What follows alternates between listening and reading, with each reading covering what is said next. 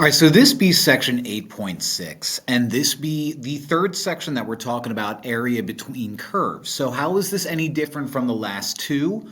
Well, in the last two, we would mainly focus on here's a curve and here's a curve, and let's find the area between the two. Now we're looking at areas where we have maybe several intersections going on, and we have to take that into account. What this is going to look like is a cubic. It looks a little something like this. What this is going to look like is a parabola looks a little something like this. And when stuff like that happens, we notice, oh, wait a minute, there's two areas, that we have to find out. And so we're going to label you an A, we're going to label you a B, and we're going to label you a C. And what we're going to have to do is we're going to have to find the integral from A to B of the one, and then the integral from B to C of the other. And what could potentially happen is, yeah, it's going to be the same formula every time, but we have to keep in mind that we're doing like the absolute value. So maybe if we do it the exact same way each time, we'll get a positive area for one and a negative area for the other. But we have to keep in mind that we're talking about the areas in between curves, not above or below the x-axis. So this is going to be our process here.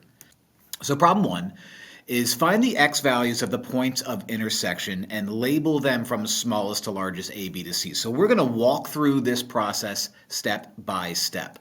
The way you find the areas of intersection or the points of intersection is you set the two equations equal to each other.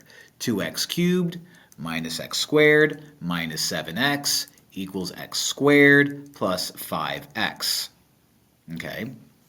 Let's subtract x squared, subtract x squared. Let's subtract 5x, subtract 5x. You go away, and you're left with 2x cubed minus 2x squared minus 12x equals that.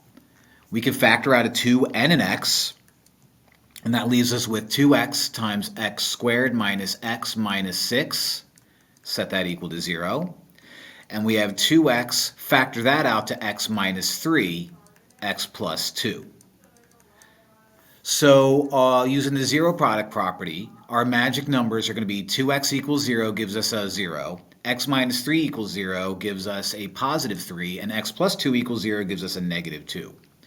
So from least to greatest, we've got negative 2, 0, and 3. Set up the integrals for the area between the curves. All right, so what I'm going to do is I'm going to set up from A to B would be from negative 2 to 0, and we just take one minus the other. Now, if my picture is accurate, in this case, the upper curve is going to be the cubic. Again, not that it matters. If for some reason I were to do u minus u, I'd get a negative and I'd just make it positive anyway. But I'm going to try to be consistent. And so this guy is going to be 2x cubed minus x squared minus 7x. Minus that whole guy right there, x squared plus 5x, close it, dx. And then on top of that, we're going to add the next integral, which is going to be us integrating from 0 to 3, and if this picture is accurate, we've got the parabola on top this time.